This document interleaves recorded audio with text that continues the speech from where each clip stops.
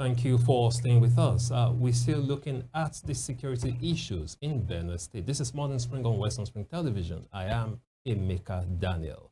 Barrister, or Chief Abdul Salam, looking at the security challenges in Benue State, and not just in Benue State, in other parts of the nation. When the Senate spokesman spoke the other time, he mentioned places like Plateau State, Borno, Katsina, Zamfara, and all that. So we have a huge security challenge in Nigeria. Now the Senate has pledged renewed legislative support for Nigeria's security architecture.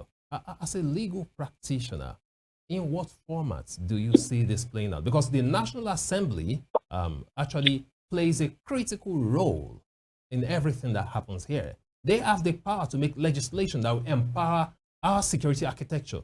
So as a legal practitioner, what do you expect from the National Assembly at this point? Now, before now, we've been having this conversation of state police in Nigeria. We've talked about it so much. We actually expected that they would have done something about it. But unfortunately, the National Assembly has not done anything decisive about that. So going forward, now that they are saying they are pledging legislative support for our security architecture, in what formats do you expect them to do that? In what format do you see it folding out? Do you have any suggestions, or what's your own opinion generally about the pledge of the Senate?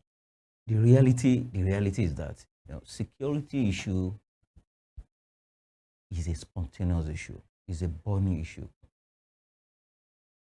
What is important, what is most important, number one, is that I'll go to your question. I'll go to your question. But what is most important is that in security issue, those who are concerned must always be up and doing. They must always be very active. In fact, if possible, hyperactive, number one. That is to say, legislation is not preemptive to security problem. How do you mean? Yeah. You see, the recent attack, nobody, when it happened, nobody knew it will happen. The legislator did not emphasize it will happen. It has happened, and it has happened. So what I mean is that legislation comes after the breach of security. And the breach of securities, because of the involvement of life and property, is too expensive. So the reality is that the destiny of insecurity, the fate of insecurity, lies on the shoulder of the executives. The president, the IG, his commissioners, the director general of the DSS, the director of DSS, and even the so-called civil defense that are there. But sorry to cut in, Chief Abdul, they will tell you their hands are tied if they do not receive orders from the executive. Thank you very much. So what can the legislative arm of government do to change that narrative? This is you see, the best a lawmaker can do is this. When you allow the scenario of Benue is pointing to the fact, to the necessity of state policing. So the best the lawmakers can do is to review the demand for state policing and let it come, to stay. That's the best they can do. As far as the state lawmakers in Benue, what is expected of them is what the lawmakers in the western regions, in Lagos, in Oyo, Osun, Ondo have done. They need what was established. The concept of Amateku that was established in the western region, some of the western regions, western Nigerian states, they need it most. So, and how can it be created? It is expected to be carried out or to be pioneered by the legislative arms. Look at how it has prepare legislation and put it into law, empower the local security, harm them and give them assignments to provide prompt and urgent security challenges in that particular area. Most importantly, the unwarranted killing. So, and one other important thing that is expected of the legislature is this. Wake whoever is sleeping up. The visit of Mr. President, the question posed by Mr. President, the reactions of the IG shows that as far as security is concerned, the government and the police is sleeping. But do you really agree, sorry to cut in, do you really agree with security experts when people like Dr. Maha say that, well, that we have the best security guys, but unfortunately their hands are tied? Their hands are not tied. I beg to differ. Their hands are not tied. You know, we have certain experience some years in this state, in Osun State, probably 6 years ago or so. The problem of a sudden attack of kidnappers in the state. Do you realize that immediately the informations or the notice of such attack gets to the Nigerian police, the entire state command and the entire police command will rise up to that occasion, partner with the local securities and Amatekun. And what they do, they march to the bush. I'm talking of what I see, what I know. And I'm talking of a situation where the whole of a whole deputy commissioner of police himself will pick up a gun, follow his officer, and go into the bush. So I don't know whether you are getting it. So the issue of security, the reality in security is alertness and readiness. Let's forget about what else do you need? What else do you need? And I said something the other time. I said whenever our political leader, whenever they need police somewhere, probably to create certain environment, political environment. You see hundreds of vehicles, hundreds of armed men. So the reality is that, like connecting this to the initial question you asked, our lawmaker, the House of Assembly and the Senate, the House of Assembly and the House of Representatives, what is expected of them is to wake up our sleeping officers.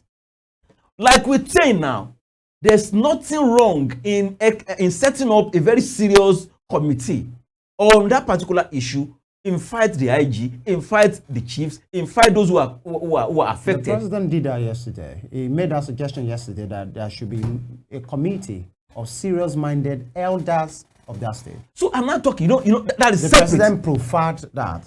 That is even separate. Yeah, we are talking about the rule of the lawmakers now. Okay. The rules of the lawmaker.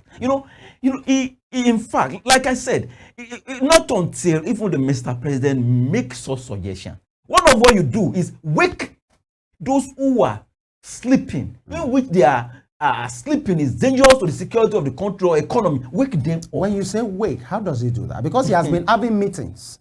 He has been given, we were told that he has been giving marching orders. Yesterday at that meeting, he still gave some series of orders. So how does he wake them? How do you mean wake them? What Mr. President did to them, he wake them up as well. But you see, and the interpretation of is this. So the interpretation is, let me tell you the interpretation. Tell us. You have a mansion, and you are the owner of your mansion, and you hire a guard. And then when there is a breach of security in your home, you came out after the breach, and you met your security guard sleeping, and you are waking him up. What does that mean? Do you have security? That's an interesting analogy. Do you have security? Do you think you have security? You are waking up your security. Let me tell you the fact. Assuming we're in a serious place. Tell us. Assuming we're in a serious place. The IG ought to be sacked. You have been picking on the IG. How about the other security chiefs? You have been essentially talking about the police all day. Fine. How about the other security chiefs?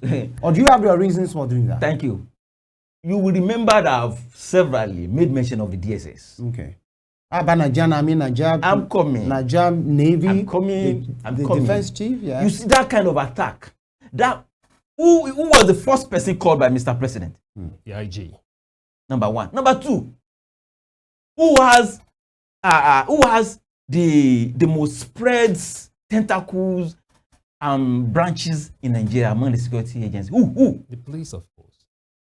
Who do you think have the primary responsibility to do that? And I tell you, among all the security agencies in Nigeria, the one closer to that particular place, in fact, the one that have the first information of that particular massacre was the police now. You see, when you talk of security in Nigeria, police is number one. And the peculiarity of the killing in Benue, You know who you hold responsible? The police and the DSS. All right. Now, Dr. Chuk, sir. Now, the president has been, called upon and called out by different political office holders, politicians, Nigerians, activists. In fact, it took the Pope's right there at the Vatican. He even spoke before the president made that visit. Either it was the reason or not, it depends on who you are asking now.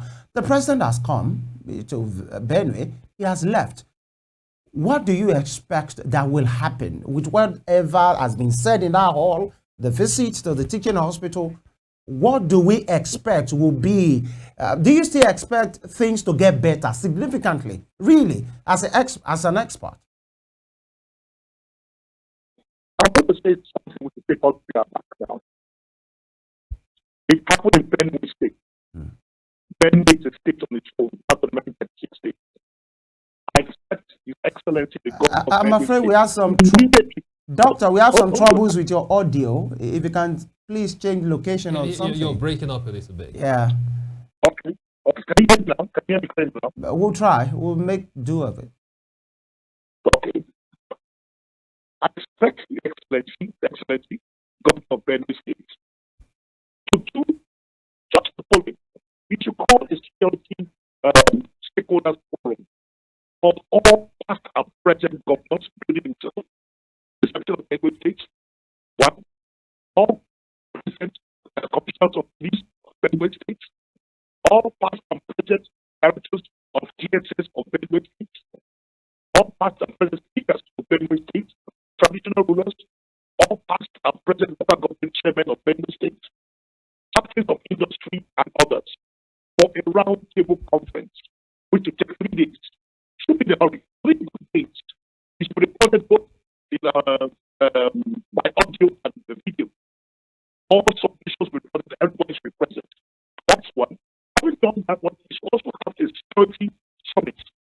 Let's call it security operations coming, both public and private sector security. Come in for a security summit, and finally, the setting up of a security trust fund. Then we know it's the governor, it's Excellency, Benue State is serious. That's the first way. Once we do that, it sends signals to the presidency. All right. Benue State is serious concerning security. All right, Dr. Chuksma. Unfortunately, we couldn't hear you so clearly, but from what I could get from what you said is that the summit should be formed. You should call for a summit and they should take more decisive actions. Thank you so much, Dr. Chuksma, a security consultant and analyst. Thank you for joining us on the program this morning. All right. I'll come back to you, Chief Abdul Salami. You quite captured it succinctly, talking about the state of our security agencies. Coming from you, an analyst and activist, you talked about the fact that our security agencies are not being proactive, that they are sleeping. In your words, you said they are sleeping and they need to wake up. That the DSS and the police, they need to do more. They need to be more proactive. So it is not as if, according to you, it's not as if their hands are tied. You do not see it that way. They just have to wake up. Now, what support do you think they need to get for them to just wake up? Because again, they'll come up with excuses. They don't have enough personnel. They don't have enough technological devices and all that. What support do you really think that our security architecture needs to wake up? And how do you think the National Assembly too can support them in those areas? Thank you very much. I think one of the major supports that they require is expected to come from the head of the executives, the governor and the president. Sincerely speaking, they deserve certain equipment that they do not have. We cannot say they have it all, but I will say categorically that what they have in terms of equipment, resources, manpower is enough to secure Nigeria reasonably. But that does not mean the governor is not in position to assist them. Look at in these states, in state like Osun some years back, we have a governor, a government that procured armor personnel carrier, and that was an instrument used against armed robbery in a kiln when it happened. You see, who did that? You see, and look at this the governors. They have security force. If you earn a very huge security force and the killing is ongoing in your state, how far have you gone? What have you done? So the governor is expected, to finance the Nigerian police and to finance the DSS. They have meetings they used to do. They have security meetings they used to do. The head of the DSS will be there. The head of the police will be there in the state. And they hold meeting. What are they doing in the meeting? What are they discussing in the meeting? Let me tell you, there's something I must not forget. You see, there is corruption. There's corruptions in the security agency. What reminds me, when they are in a meeting, in the security cabinet meeting. If you can do this quickly, we are totally out of time. When they are in a cabinet meeting, rather than to be objective, to be serious, to say the reality, what they begin to think of is how do we benefit from this government? What do we gain? What do we gain? In Benue State, I will say there's no security. They don't hold security meeting with the Commissioner of Police, with the DSS. So they deserve to be properly equipped. However, let our legislature, let them wake them up, because security issue is a spontaneous issue. You read bill, you wait, they might attack tomorrow again. It's spontaneous. Wake whosoever is sleeping. And if you realize that there's a CP that is inefficient, transfer that person away to a less burning state. Bring people who are very serious. Thank you. These are fundamental issues. Abdul Fattah Abdul Salam Liberty, an activist, Director General, Good Governance and Leadership Assessment Initiative, GoGLI. Thank you very much. Thank you very much. For making your debut on this program today. It's good to meet you. It's my pleasure. Thank you. And this is about the Nigerian state. This nation must work, and it will work. Femi Ojo is my name. We'll see you tomorrow. Bye. And Emeka Daniel is my name. Do join us again for a fresh edition tomorrow on Morning Spring. Have a wonderful day. Good morning.